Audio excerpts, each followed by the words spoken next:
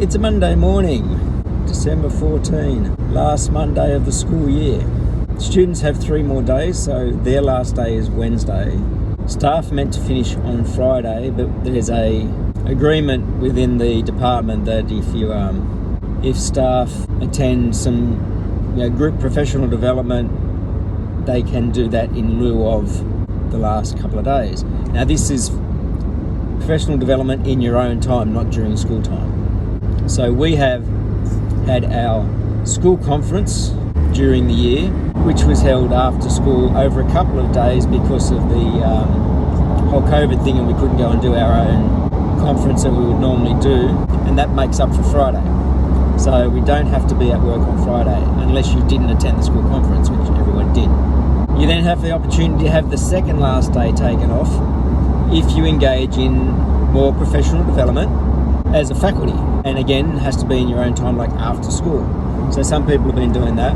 My faculty is going to be doing it tomorrow afternoon. We were searching for dates that suited us all because we were getting very close to the end. It was really hard to find a date that didn't have staff meeting at the end or my exec meeting this afternoon, so we couldn't do it today. And we went, and we didn't want to do it on the very last day on Wednesday with all the kids who went. So we went, what about Tuesday? So tomorrow. We came up with a plan of what we wanted to do, showed it to the principal, and he okayed it. As I was typing it up, realised I've got cortisone injection tomorrow afternoon, so I can't be a part of my own faculty's professional development. I guess I'll be at work on Thursday.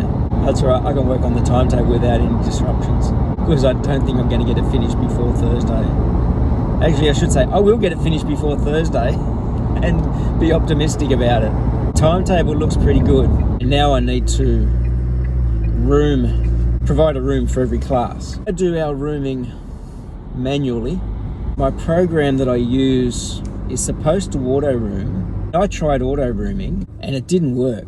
Put my tech classes in the gym, PE classes in art rooms. Didn't do continuity of rooming. Like, it didn't keep a class in the same room for every lesson if it could. While the algorithm inside the timetable program is very good, especially for working out the original matrix, it's not flawless.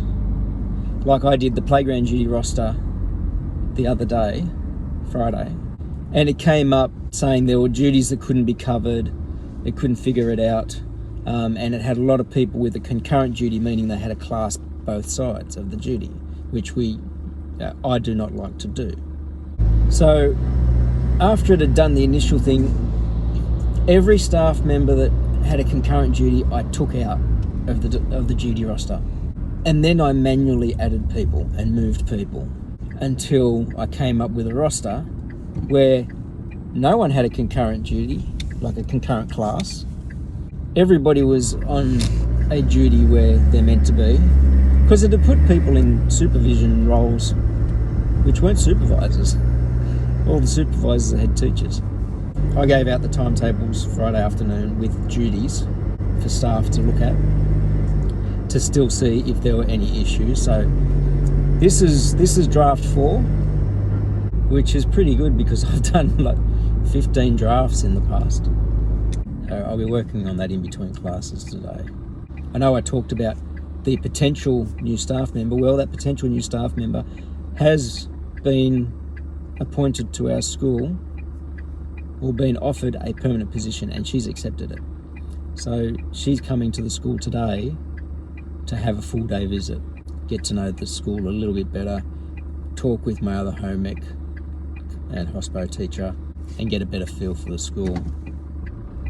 But that's excellent news. That's one less stress for me. So she's going to be here for the morning muster so that principal or I can introduce her to the school, and I better get to school on time. I've got 17 minutes to get to the school. From here it's usually about 10-12 minutes, traffic permitting. So Monday Arvo had year 9 twice today. One of the ones who's turning, he's on to another rolling pin. He finished his second one this morning and was really saying, I don't think, can you help me? I don't think I'll be able to finish the third one in time. I said, well, how long did it take you the first go? And he worked it out, and I said, you've got 3 periods. So he did this period 1, starting from a square block, getting it all prepped. And at the end of the period, he goes, yeah, you're right, sir, I think I'll get it done. So he's working well on that. Needs a bit of practice cleaning up, but earlier today, I did another practice on here. Got a staff member who's getting a transfer out to the country next year, and he's going to be a generalist and in industrial arts. So he asked for some tips on the lathe, and so I showed him the basic tools, how to set it up, starting with spindle turning, using some of the things like that. I thought it best to start with that because I had restarted a bowl. I'm not really sure why, but the hole I had on this was off center, so I've had to turn it right down to start again from a center from a super chuck plate, because at the moment it's got just a screw chuck. So this will be the inside of the bowl, and this will be the outside once it's done. I'm planning on getting a hole put into that for the super chuck to go into, but I need to redo it because I said it was off center. When I made it a bit bigger, it was too big for that. 2 students working on their stools. I've got their foam. They're going to try and find t-shirts or something at home to be able to do the upholstery on that on Wednesday, because I've got them for a double on Wednesday, which is the last day of school, and we'll see how many of them turn up. Unfortunately, some of our students don't seem to have much respect for things. This was the door that was on a storeroom that my construction class had built back in 2009. Yes, it's only a hollow core door, but it was put on in 2009. It's now 2020, so it's lasted 11 years. But once it got it, some student decided to punch it. They just went nuts, and the kids just can't help destroying stuff. So, got the GA to buy me a solid core door and me to install it in this last period. So, I've got a nice solid core door on there now. I've got a little blackboard here because we'll sometimes have classes here. So this shed features, that's the stairs up to our kitchens, and my construction class built this shed, which is opposite my staff room, back in 2009. All of the siding on it was some siding that I got off a guy who was doing some renovations up in the mountains, so that's all cedar siding. So, got a good strong door. If a hollow core door can last 11 years, this solid core should be able to last a lot longer. The rotting wall got taken down on Friday, and we're replacing it with some of the fencing from around the school, which is good because it means that this little corner is no longer going to be a hidey hole, and that bench is going to be replaced by 2 newer aluminium benches, which will make my outside teaching area of my workshop a lot more functional. Just finished our exec meeting, so there's that. What was a wall is now a fence, so it looks a lot more open. Like I said, kids can't hide in there anymore. Last exec meeting for the year, more informal one. After that, I just did a little bit of work on timetable prep. I think I've now got 8, 9, 10 lists sorted. I got emailed a list of all the year 7 kids, new ones coming for next year. They put them into a class, and then I create the full class lists, all the subjects. So I got that list sorted, but I didn't have their earn number, which is a number for the number they get given when they enter the state system, which can follow them across this no matter what school they go to. So I have to have that in there as well, so that the timetable program can synchronise with Central for our roles and all admin and blah blah blah blah blah blah. I've now got to consolidate that, and only just started on the rooming today. And as I said earlier, I was helping out one of our casuals to learn about the lathe, so I gave him a little bit of a basics on the lathe. So that took up one of the periods, but it's probably best that I don't sit there just staring at the computer the whole time. So that was probably a good break for me. So I got to work on the timetable for a few of the periods in the day.